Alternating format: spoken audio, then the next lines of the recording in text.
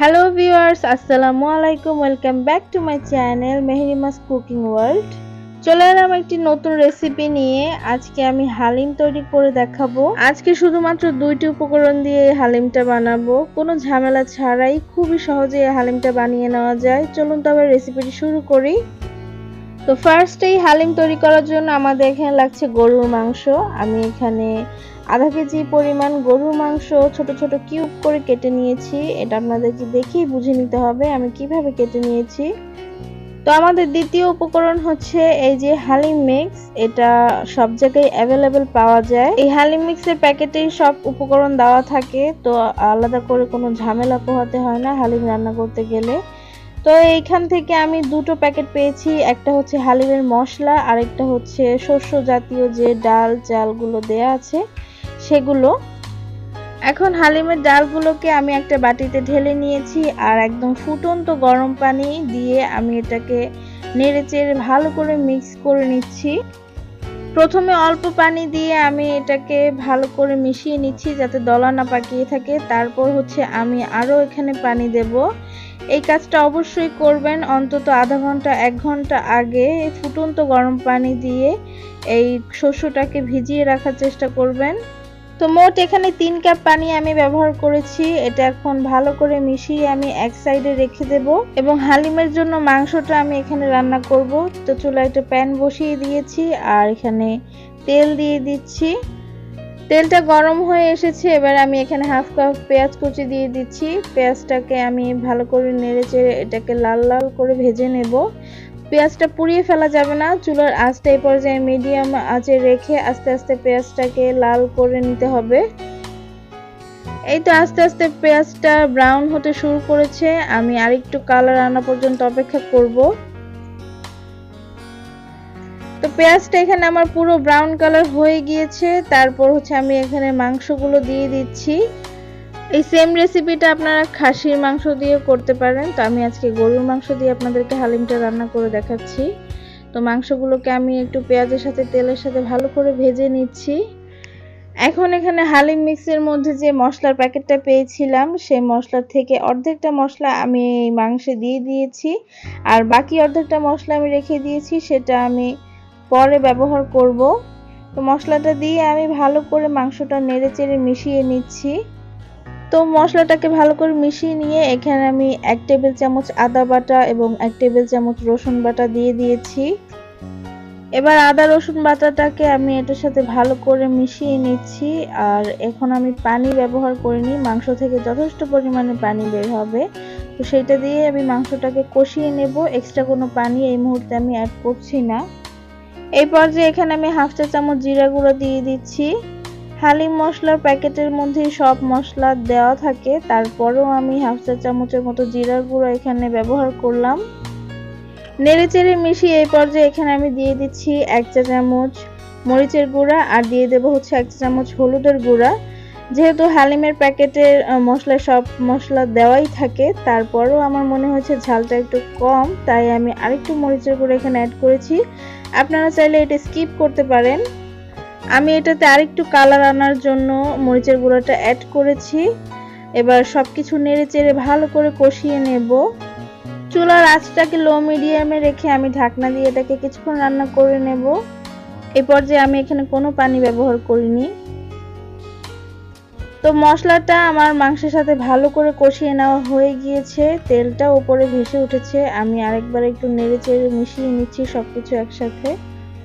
মশলাটা ভালো করে কষিয়ে নেওয়ার পর এখন আমি এখানে মাংসটা সেদ্ধ হওয়ার জন্য পানি দিয়ে দিচ্ছি। আমি এখানে 2 কাপ পানি ব্যবহার করব, এর মধ্যেই মাংসটা 50% এর মতো সেদ্ধ হয়ে যাবে। যেহেতু মাংসটা আবার ডালের সাথেও রান্না করা হবে, সেজন্য মাংসটা 50 to 60% সেদ্ধ করে নিলেই হবে। তো আমি এটাকে এখন ঢেকে দিয়ে চুলার আঁচ লো মিডিয়ামে রেখে এটাকে রান্না করে নিচ্ছি। তো মাংসটা এখানে আমার প্রায় অর্ধেক সেদ্ধ হয়ে গিয়েছে, পানিটা শুকিয়ে গিয়েছে, তেলটা উপরে ভেসে উঠেছে। তো আমি ঢাকনাটা খুলে এবার একটু নেড়ে চেড়ে দিচ্ছি। তো 1 ঘন্টা আগে যে ডালটা ভিজিয়ে রেখেছিলাম সেটা এখন ফুলে ঘন হয়ে গিয়েছে। তো এই ডালটা এখন আমি মাংসে দিয়ে দিচ্ছি। তো ভিজিয়ে রাখা পুরো হালিম মিক্সটা আমি এখানে দিয়ে দিয়েছি এবং ভালো করে এটা মশলার সাথে নেড়েচেড়ে মিশিয়ে নিচ্ছি। এখানে এখন আমি কোনো পানি ব্যবহার করিনি, এটা আমি আগে মশলার সাথে একটু কষিয়ে নেব, তারপর হচ্ছে এটা সেদ্ধর জন্য আমি পানি অ্যাড করব। দেখুন হালিম মিক্সটা দেওয়ার সাথে সাথে এটা কত তাড়াতাড়ি ঘন হয়ে এসেছে, তাই বলে এটা ভাববেন না যে হালিমটা রান্না করা হয়ে গিয়েছে। আসলে হালিম রান্না করতে একটু সময় লাগে, যত সময় নিয়ে আপনি ডালটাকে রান্না করবেন, ডালটা সেদ্ধ করবেন, হালিমের স্বাদটা ততই বাড়বে। আর যদি অধৈর্য হয়ে বা না বুঝে ডালটা ঘন হয়ে আসলেই উঠিয়ে নেন, তাহলে ডালটা কাঁচা থেকে যাবে আর খেতে তেমন একটা স্বাদ হবে না। তো কথা বলতে বলতে এখানে আমি কিছুটা লবণ অ্যাড করে দিয়েছি। আমি লবণ চেক করেছিলাম, লবণ কম হয়েছিল, তাই কিছুটা লবণ দিয়ে দিলাম। লবণটাকে নেড়েচেড়ে মিশিয়ে এখন আমি ঝোলের জন্য এখানে পানি অ্যাড করছি। আমি এখানে 4 কাপ পানি দিয়েছি। 4 কাপ পানি দিয়ে আমার এই হালিমটা রান্না করা হয়ে যাবে।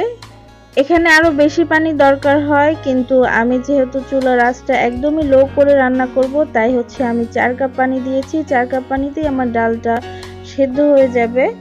আর যদি চুলার আঁচটা মিডিয়ামে রেখে রান্না করেন, তাহলে কিন্তু 4 কাপ পানিতে হবে না, আরো বেশি পানি প্রয়োজন হবে। তো আমি চুলার আঁচটা লোতে রেখে এটাকে রান্না করে নিচ্ছি আর মাঝখানে নেড়ে চেড়ে দিচ্ছি যাতে তলানিতে লেগে না যায়। যেহেতু এটা এখন ঘন হয়ে আসবে, তো এটাকে মাঝে মধ্যে নেড়ে চেড়ে দিতে হবে, না হলে নিচে লেগে পুড়ে যেতে পারে, আর পুড়ে গেলে হালিমের টেস্টটা একদমই নষ্ট হয়ে যাবে। তো আমি এটা নেড়ে চেড়ে দিচ্ছি কিছুক্ষণ পর পর আর রান্না করে নিচ্ছি। এই অবধি আমার ভিডিওটা যদি আপনাদের কোথাও ভালো লেগে গিয়ে থাকে, তাহলে প্লিজ আমার ভিডিওতে একটা লাইক দিয়ে যাবেন, এবং যারা আমার চ্যানেলটি এখনো সাবস্ক্রাইব করেননি, প্লিজ আমার চ্যানেলটা সাবস্ক্রাইব করে পাশে থাকা বেল বাটনটি অন করে দিয়ে যাবেন। আর যারা অলরেডি আমার চ্যানেলটা সাবস্ক্রাইব করেছেন, তাদেরকে অসংখ্য ধন্যবাদ। তো এখানে আমার হালিমটা একদমই প্রায় ঘন হয়ে এসেছে। তো আমি এই পর্যায়ে এখানে কিছুটা পেঁয়াজ বেরেস্তা অ্যাড করছি আর দিয়ে দেব হচ্ছে হালিমের সেই বাকি মশলাটা, যেটা আমরা প্রথমে রেখে দিয়েছিলাম। তা হালিমের বাকি মশলাটা এখানে পুরোটাই দিয়ে দিয়েছি। এবার এটাকে ভালো করে মিশিয়ে নিচ্ছি। এই পর্যায়ে কিন্তু আর ঢাকনা দিয়ে রান্না করলে হবে না, এটাকে অনবরত নাড়াচাড়া করতে হবে, না হলে এটা তলানিতে লেগে যেতে পারে, যেহেতু ডালটা ঘন হয়ে আসছে। তো এটাকে আমি নেড়েচেড়ে এভাবেই রান্না করতে থাকবো। চুলার আঁচটা এখনো কিন্তু লো মিডিয়ামে আছে, আমি একটু বাড়াইনি। তো এই যে আমার হালিমটা কিন্তু একদমই রেডি হয়ে গিয়েছে। আমি 1 ঘন্টা এটাকে রান্না করেছি চুলার আঁচ একদমই লোতে রেখে। আমার ডালটা পুরোপুরিভাবে সেদ্ধ হয়ে গিয়েছে। এই যে তেলটা ভেসে উঠেছে, এতেই বোঝা যায় যে হালিমটা হয়ে গিয়েছে। তা আমি এখন এটাকে নামিয়ে নেব, নামিয়ে ঠান্ডা করে আপনাদেরকে সার্ভ করে দেখাচ্ছি।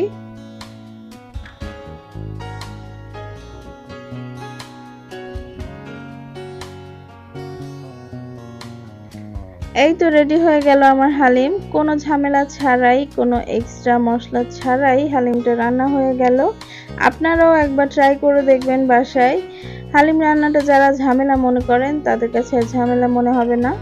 আমি এখানে ডেকোরেশনের জন্য কিছুটা আদা কুচি করে দিয়ে দিয়েছি আর দিয়ে দেব উপর থেকে কিছুটা পেঁয়াজ বেরেস্তা। ডেকোরেশনটা আপনারা আপনাদের ইচ্ছে মতো করে নিতে পারেন। আমি উপর থেকে 2টা লেবুর স্লাইসও দিয়ে দিয়েছি। এখানে কিছু শসা কুচি দিয়েও আপনারা ডেকোরেশনটা করে নিতে পারেন, তাতেও খুব সুন্দর লাগে। আমি খুবই সিম্পল ভাবে রেখেছি। তো আজকের রেসিপিটা কেমন লাগলো আপনারা অবশ্যই আমাকে কমেন্টে জানাবেন। খুবই সহজভাবে আপনাদেরকে রেসিপিটা দেখানোর চেষ্টা করেছি। আজকের মতো এখানেই বিদায় নিচ্ছি। দেখা হবে পরবর্তী কোনো ভিডিওতে। সবাই ভালো থাকবেন, সুস্থ থাকবেন। আল্লাহ হাফেজ।